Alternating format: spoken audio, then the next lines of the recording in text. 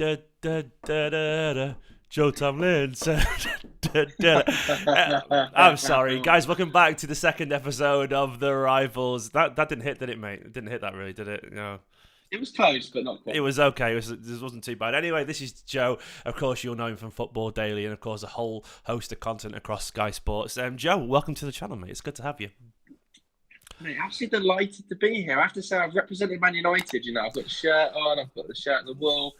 I'm disappointed by the lack of City content in your shot. Do you know what? That's a very good point. And I'll temper it a little bit by saying, right there, that's the Sergio Aguero mocked in the 98-99 kit. Over here, if I turn it around there, there's literally like Man City. That card there below the Logan poster is champion. When I was doing some presenting for Man City, and there's some books there with loads of City books. I normally wear a City shirt, but I didn't expect so much, so much red behaviour, top red behaviour on my channel. So fair enough. Is that an actual Premier League? Somebody had to represent. Is that a Premier League man of the match ring behind you on the shelf as well? Mate, yeah, it is.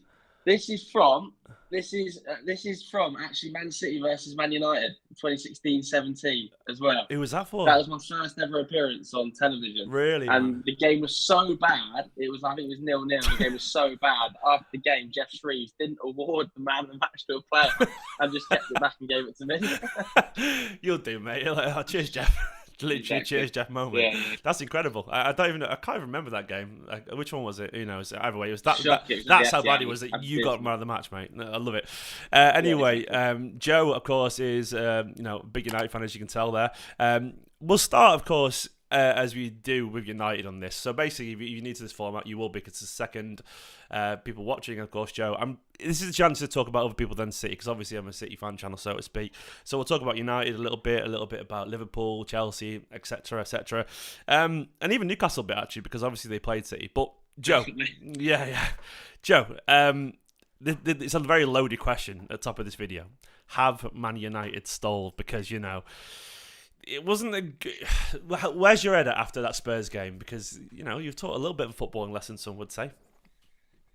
Yeah. Do you know what? I'm still quite relaxed. I'm seeing an awful lot of absolute anarchy going on online in the Manchester United communities. Standard. As it seems to be every season, because, United, such a big club, little things are blown massively out of proportion, talked about to death, tiny little errors or tiny little tactical tweaks get analysed over hours and hours, and it ends up being this massive thing. I'm still quite relaxed about Man United. Like, I didn't play well against Spurs, definitely didn't play well against Wolves, but I think back to the start of last season, people were having very, very similar conversations at the start of last season, weren't they? And I understand, we're a year into Eric Ten Hag's tenure now, so we shouldn't really be having those conversations. But when Casemiro first arrived, remember there were similar conversations. The first 5 or 6 games he produced for United were pretty underwhelming, and people were saying, was he relied upon that heavily at Madrid, or was it really Kroos and Modric? The midfield balance was being questioned, defensive balance. United tend to start seasons quite slowly. Like, we're not classically fast starters. I just don't think the balance has been quite right. I think the balance is something that can be worked on. And I think the balance immediately will get better when Rashford goes back out left and a striker plays through the middle. I think that will have a massive impact on Manchester United's ability to score goals. I think the midfield impact of Mason Mount hasn't quite been right yet. But I just think United just need a little bit of patience at the start of the season, because it is a change-up having Andre Onana in goal and a different midfield balance, Rashford playing through the middle. Eventually we're going to find our feet, mate. We've started the season slowly, but I'm pretty patient. Yeah, that is fair. Obviously, I love the title because I'm a Man City fan, and I love any chance, of course, to and kind of stick the knife in is great. But I think it is fair to say it's early on, and you did get better, after that Brentford loss in particular. Things turned around a little bit. It wasn't quite the chaotic season that people thought it would have been. And of course, you reached the final, you won a trophy. It was an all right season last year. But what are your expectations for this season? Of course, you've probably done loads of content on that already, chatting about it. But is it fair to say that you, as United fans, obviously you can't speak for more, but you want a little bit more than last season, given the signings and given where you're at? It's the second season. Yeah, I think United should be better than they were last season. The signings in the summer, I think, have been impressive. I think Onana is a definite upgrade on David De Gea. He's probably been United's best player in the opening 2 games. Even the goals, haven't really been his fault. There's obviously the very comical error against Wolves, but his distribution still looks extremely solid.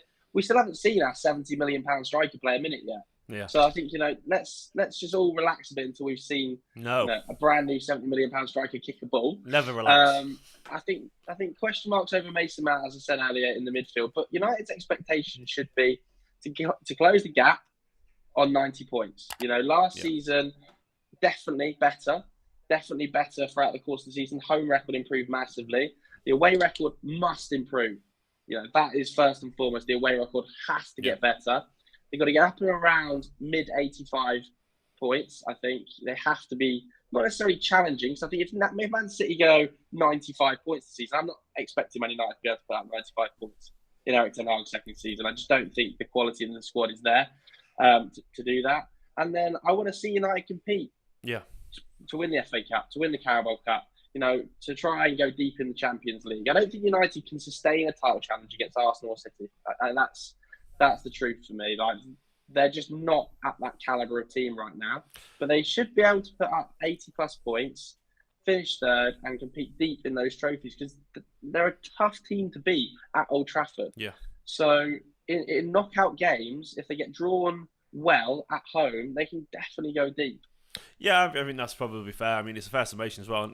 United, there is an expectation on them. And it comes with the territory of being Man United for what it's worth. It's one of those things, and you're aware of that, The one thing, and I think this is a sort of fair point as well, like, this is not just from the City head going on, is like the football, because I feel like you watched like Spurs, it's only a few games for them, you sort of know exactly what they are. Like, maybe I'm not seeing it, but do you know what United's identity is? And would you expect a little bit more of an obvious style right now? Because it still feels a little bit, I don't know, there doesn't seem to be a really clear stamp from Ten Hag yet on this Man United side. No, I totally agree with you on that point. And I think it's definitely something that needs to be worked on. I think his style has, unfortunately for him, had to adapt due to personnel. When he arrived at the club, he wanted to play one way. That didn't really happen because of, David De Gea, Cristiano Ronaldo, certain members of the squad not being able to play a high line. I think that had to adapt. Yeah. Then he had the issues with Cristiano Ronaldo up front, which meant he didn't really have a number 9. He had to bring Weghorst into the side, which again meant United didn't really have a totally discernible style of play, because they're playing with Aloni from Burnley up front, who's playing 20-odd games through the middle, and David De Gea in goal, who again can't pass out from the back. And we're only really 2 games into being able to see Onana's link up with centre-backs. And I think it does take a little bit of time when you're taking such a direct opposition style. Like, David De Gea to Onana, you couldn't get a bigger swing in style of play from the back. So I think it is going to take a little bit of time. Where I think I'm most concerned is probably the midfield balance. I understand this idea that Ten Hag really wants to play and become a transition-based side and wants to play at super high speed, especially on counter. But I don't see enough control in the midfield to be able to give our back 4 breathing space on the ball. Like, there's a lot of pressure on Lisandro Martinez to be able to split lines. There's a lot of pressure on Luke Shaw to be able to split lines. And Casemiro, I think he's actually a little bit of an underrated passer, but he's not the guy who's going to come in and dictate the tempo of a game. Yeah. So I think United probably don't have the right midfielders at the moment to play the way they hoped they would, which is not only the fault of the club, but, you could probably place a little bit of blame on Ten Hag. Is his identity this transition-based football? And if that's the case, has he got the right personnel? Because he's obviously got a lot of his primary targets, a lot of Ajax-based players. And so I think there is question marks, but I just think it's too early to say in the season. It's kind of too early for me to say that, what is United's style of play? Because I think there's massive change needed. Still, I think Højlund's arrival just will change so much, because Rashford out left changes the whole style of the front 3. Yeah. And when that happens, I think you will see a different balance in the midfield as well. So I'm going to hold off, hammering the style of play until I see United with a number 9, because I've spent 6 months watching the club with Weghorst up front, 6 months before that watching them with the Cristiano Ronaldo situation, and the opening 2 games we're having to see Rashford play through the middle when clearly that's not where he wants to play. I mean, that's fair. I mean, it is the second game of the season. I mean, obviously, there's big questions there, but I do think, Unless you've got a real defined system already, it's very hard to get up into the rhythm immediately. It'll be interesting though, because I do think Ten Hag, there is a lot of pressure on him this season, and that's fair. He comes with expectation and so on. But we'll see how it goes. What did you actually make of Spurs? Because obviously, under Big Ange, they look like a side. Sans Harry Kane as well. They look pretty confident, man. They are. They're a good footballing side. I think Spurs will be really good under Ange. Like I was saying for a long time over the summer that they should have sold Harry Kane early doors. Like I was surprised they managed to get as much as they did for Harry Kane, to be honest with you. I think you wanted him United, didn't in you? the long run. Oh, absolutely, 100%. 100%. And people keep saying to me, "Oh, why didn't United just sign Harry Kane instead of Højlund?" Well, I think there's fairly obvious reasons there. Number one, that Daniel Levy just wouldn't have sold to United. Yeah. Like, it's much easier to do that deal with Bayern Munich than it is Manchester United. Yeah, that's fair. And United couldn't go into the season, ifs, buts and maybes. Is Harry Kane going to join? It goes down to deadline day. He doesn't join, and then United have got no striker again. I think they had to bite the bullet either way. But I was pretty impressed by Spurs. They play nice football. The inverted fullback seems to be working. I think there is an issue with depth in the squad. If Basuma gets injured, who's looked an absolute revelation the first two games under Ange, not sure who plays in that role to the same level. Same probably could be said, we saw Romero come off injured opening day against Brentford, didn't we? And Davinson Sanchez, not quite the calibre to replace him. So I think there's still a depth issue at Spurs, and they've got a lot of money in the bank, so they should be able to rectify that. But I just like Ange. He's just such a likeable guy, isn't he? He's wonderful. First and foremost, great with the media, seems great with the players, and you kind of want him to do well. So I think Spurs will be good. I think the depth will come back to bite them later in the season. But, it was a good start for them. Like, being able to get a point at Brentford, and United's away record is so bad, it's almost the team you want to face at home. Yeah, exactly. Of all the big six sides, you kind of want to face United at home because it's a big scout, but it's probably the easiest opposition you can face. If it's Newcastle at home or Arsenal or City, it might be a different world. But I'm very, very impressed with Ange early doors. I saw a thread earlier because I think Neville sort of compared the football to Pep's and so on, and a Spurs fan did this thread, which is incredible. I had no idea, talking about Ange Postecoglou's football heritage. It turns out he was captain of South Melbourne, 24 years old, and guess who was the manager? Puskas. The legend, yeah. So he was like his translator. So all his football identity doesn't come from Guardiola. It actually comes from Puskas himself and all that kind of stuff. And he played in the role that that inverted fullback role and all this kind of stuff. And so it's mad. He has got this intense football heritage, like coming from a great directly coached by. And it's great because obviously it's not just a case where he's just influenced by Guardiola. He's clearly got that background. And yeah, you're right, mate. Every interview I watch for him, I'm like, I want him to be my dad. I've got a dad, and I love my dad. But exactly. He's got that feeling where you just like, I just want to sit and have a pint with him and just be like, just talk about anything. I feel like you could have deep conversations with you, and you'd be like, this is great, man. I love you, Big Ange. I am interested to see where the goals come from later in the season for Spurs, though. Like, I think the front three. Obviously, Son took a big backward step last year. I still think there's a fantastic player there, but like Richarlison is going to have to start scoring some goals. Like, he can't just put up 9 goals this season. No, I don't think, for Spurs to be able to compete for European football, just with the calibre of even teams like Brighton, who are just able to just hammer through sides like they're not even there, just with the style of football and the deserve it. Yeah, absolutely, man. There was a super chat, by the way, on the live video from Amar. Thank you so much. He's back to United. He said, can any manager succeed at United with the current structure? Seems very disjointed and very much knee-jerk, no clear recruitment plan whatsoever. Do you agree with that, with the recruitment plan? Because I've just waited question. I think the recruitment plan, clearly, under Erik Ten Hag, has been heavily led by Erik Ten Hag. I think he's had an awful lot of backing, Erik Ten Hag. You look at the signings, especially last summer, of Anthony, of Lisandro Martinez, to Malacia, probably to some extent. Then coming into this season, Andre Onana.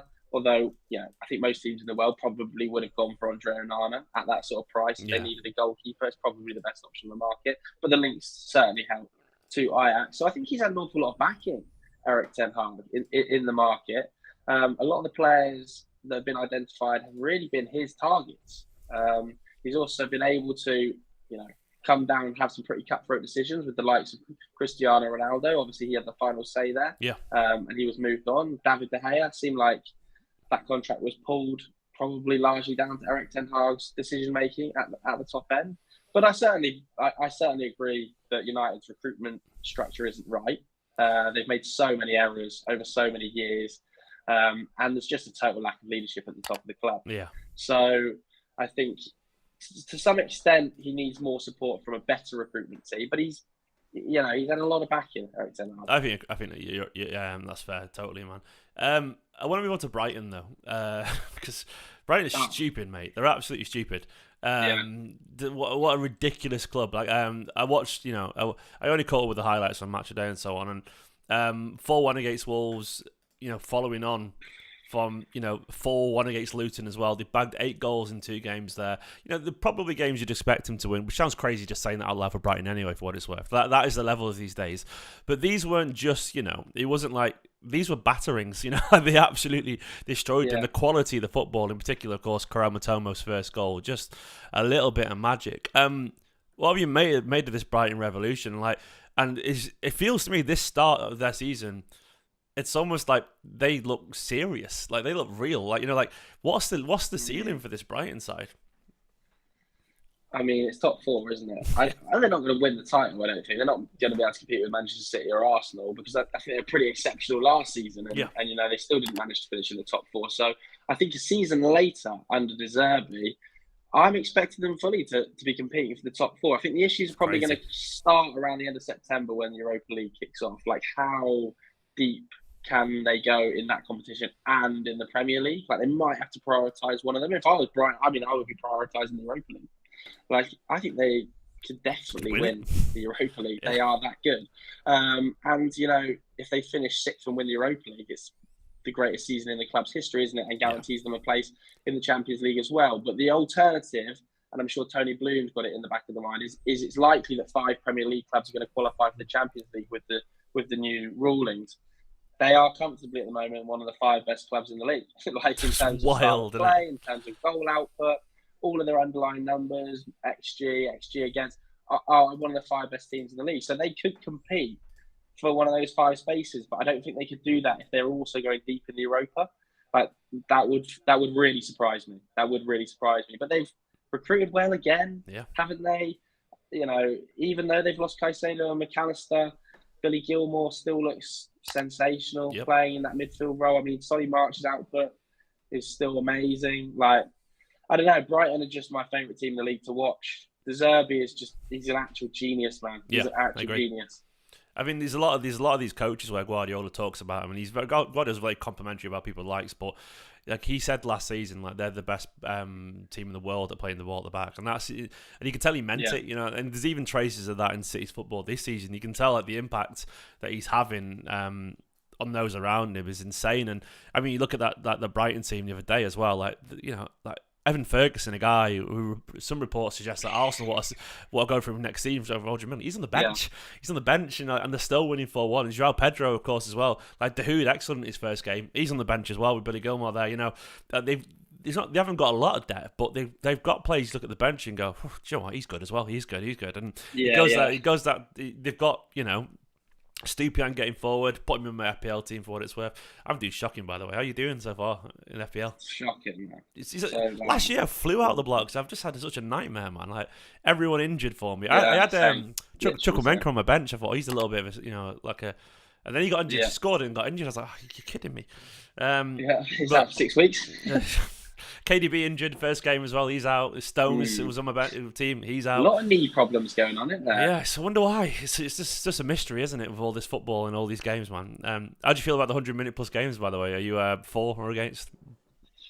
I'm kind of on the fence. I'm not going to lie. Like, I feel like any more than 10 minutes is just taking the piss. Like, I think for a number of different reasons. Like, I understand time wasting has to stop and ball in play down to 50 minutes is just not really acceptable. But I just don't want to have to spend 2.5 hours watching a game of football. Like, no. I love the game, obviously, but especially if you're like a match-going fan and it's a late kickoff and it's a 2.5-hour game and it's 8 p.m. kickoff, and you've got to get a train back to home. I think City's it's a bit of a problem. both of Cities have been at 8 p.m. So far this season. It's ridiculous. Like Friday and on a Saturday night 8 p.m. kickoffs, and the game's finished and gone 10 o'clock. And you're like, come on, like It's look, a joke. It's too late, man. And it's just a bit too much, isn't it? It's a bit too much. A couple of super chats. It will settle down. Man. It will do eventually. I mean, even I think City's the other day was only about 6-7 minutes, and I felt it was Newcastle, so there wasn't a lot going on, but it felt a little bit calmer. City fan just want to make sure Joe knows that we won the rest of the trophies. Nice. Brand said 3 years ago he did a video who should place Pep if he left. I left a comment suggesting Ange, who was at the time Japan. He's one of the best around. So prescient there from Brand. Fair play, mate. Absolutely lovely stuff. Yeah, he's quality. I think Ange De Zerbi. There's a lot of quality managers in the Premier League at the moment, isn't there? There really is. It feels amazing caliber, honestly. I know it sounds weird, but the superstars feel like often off the pitch these days, and like it's good though, because you're seeing teams like Brighton obviously punch so wonderfully above their weight, and that brings a sort of level playing field to a certain extent. Let's talk a little about Liverpool. 3-1 against Bournemouth. Salah's started the season in sort of electric form. They were absolute output machine in terms of chance created, aren't they? There's still that question mark, of course, through the middle. They've signed the Japanese international Wataru Endo, who I'll be honest, I didn't know anything about him really. But he's come in. McAllister sent off very softly for what it's worth, but a stupid. Never a red card in a million years. It's stupid, isn't it? But that's the referees in this league. What have you made about Liverpool's start to the season? Because they feel like just pure vibes, and essentially that's their game plan. Just a lot of goals, a lot of entertainment. But did they have the backbone for a title race this season? I think pretty much as expected with Liverpool, right? Like they're going to be a goal machine. The front line is outrageous. If you took Haaland out of City, like it might be the best in the league. Liverpool's front line, it's so deep in every position. It feels like there's a player to come in and have massive impact. So Salah's goal scoring record will continue. I think he's probably going to get upwards of 20 goals again this season. I think Darwin, I know he hasn't been starting, but he's probably going to get close to the 20 mark too. If Diaz is there, would anybody say he's not going to get there? Like, I think just goals, every single one on the front line is going to score goals. Obviously, there's issues at the back, and they are too easy to play through, especially in big games. Way too easy to play through. A little bit like Man United, actually. Yeah. Feels like the balance isn't quite there, but I just think they're going to outscore teams. Like they're not. I don't think they're going to beat the best teams in the league. Like they're not going to beat City. I think they'll struggle against teams like Newcastle and Brighton, who have got exceptional midfields and structures. But I just think they're going to be able to like basically hammer goals in, get themselves to top four that way. Like it might end up being 4-3s and 3-2s, but unless they sign a blockbuster lights out defensive midfielder, I just can't see them winning the league. No, I just don't think the balance is quite there. They just don't seem as settled. Like I keep seeing people saying that they're better than Arsenal. I don't see what world people are living in where they don't think Arsenal are going to put up 90 plus points this season or getting in around 90 points. Like, I think for me, Man City and Arsenal are so far clear of the rest of the league in terms of how settled they are. Yeah, man. Like, I think Arsenal's so settled. It's a young team. It's pretty deep now as well with the arrivals of players like Declan Rice. I just think that when you have 23-year-olds that are exceptional, like Saka and Martinelli and, Ødegaard, a year later, they're only going to be better. Yeah. Like, I don't see Arsenal going backwards at all. Even last night against Palace, when they're not scoring goals, and, Nketiah does miss a couple of good chances there, they can grind out results. Yeah. Like the team they had on at the end was so big. It was like units all over the pitch. Yeah. Gabriel, Saliba, Partey, Declan Rice. I just thought to myself, Palace is not going to break this down. Like, you can't just whip balls in against this Arsenal team and expect to bully them. It's not going to happen. I think Arsenal will run Man City really, really close this season. But I just don't see Liverpool being on or anywhere near the level those two teams are. I don't see anyone being close to those two teams. I think it does feel that way with Liverpool. Like at the start of this, well, to be honest, about a month ago, given how Liverpool ended the season, I was thinking Liverpool could actually be the one. They could be the ones to actually challenge those two. That duopoly, because all the talk was about them signing a world-class central midfielder. A DM, and obviously Caicedo, Romeo Lavia were linked. That hasn't happened whatsoever. That was quite comically blew up in their face, and it doesn't feel like they've solved the problem that they had. If they'd signed someone like that, you'd be looking at a team and going, well, that 11 at least has got, it's got enough there on paper to be quality, but they are just so open and so chaotic. And you think if they'd got a Caicedo or Lavia in, and then kept maybe one of Henderson or Jorginho for a little bit, not Jorginho, sorry, Fabinho for a little bit of experience, you're thinking, well, that's actually a good pair. Two recognised sixes there, and you'd be looking at them as serious contenders. But then you look at Arsenal last night. Arsenal haven't started at their fluid best, I don't think. I think it's going to be interesting to see. But they still get the points. But I think it's going to be interesting to see how they adapt this season to teams taking them a lot more seriously. Because City have had to play that low block for years. But they're still getting goals, and they obviously do have the threat of Saka. It's a different style of play as well. Yeah. It's a different style of play as well. They are clearly adapting how last season we could all have just said straight away Arsenal's first 11. It's going to be Zinchenko left back, White 4-3-3. Exactly how it's going to line up. Now, I don't think you can predict how Arsenal are going to play in the back line. Is Rice going to be the lone holding midfielder? Partey's playing right back to invert when they're on the ball, and it shifts to a back three. Timber started the season. Gabriel's been dropped. They're still just figuring things out. I think Arsenal, which is probably the scariest thing for me, is that they still look great and they're still figuring things out. I think when they have figured things out, and it is maybe Rice alongside Partey and gives them that strength in midfield, they're just going to be so hard to beat. Yeah, great. They're going to be like Man City light. I think they are going to be exceptional. I mean, if Gabriel Jesus can stay fit for an extended period of time, I think Arsenal are going to really put the heat on Man City for the title race. Yeah, I agree. I mean, I think I want, as a City fan, to see any signs of weakness, but I can't deny it. The squad is deep. Declan Rice was good last night, to be fair to him, and they've got a really good team, a really good identity, and it feels like so much of football these days is about that identity and knowing who you are in the system and having the players for it. I know that sounds really basic, but it just seems like more now than any other time that I've watched football throughout my life. It's about structure and players and profiles and so on. And Arsenal are cracking. A slight side note, by the way, when I was searching for the thumbnail for this video, I was obviously just Googling Joe Tomlinson pictures, and I found a photo of you with Eze, I think, didn't he? He's actually been linked to City a little bit by one of our resident in the know people. What was he like, Eze? Because I thought I'd just give a chance to ask you, because obviously he's a wonderful footballer. Mate, he is the nicest footballer maybe I've ever had the chance Really? to see. He is an absolute legend. Yeah, I actually did a thread. He was so nice. Oh, God, you did do a thread. I think I remember this now. Yeah, I think I remember. About Eze being nice after the shoot, just because, footballers do take stick for just being footballers. So I think it is sometimes nice to just call out players that are decent blokes, and he's just fantastic. The sort of person who stays behind, helps you tidy down. Really? I think one lad broke his arm in the academy, and he was like, "Oh, can I just have 5 minutes just to go and check he's okay?" Did a photo of him, signed his class, came back, and it was like, "Don't worry, I'll stay for 10 minutes later because I know I took 5 minutes out."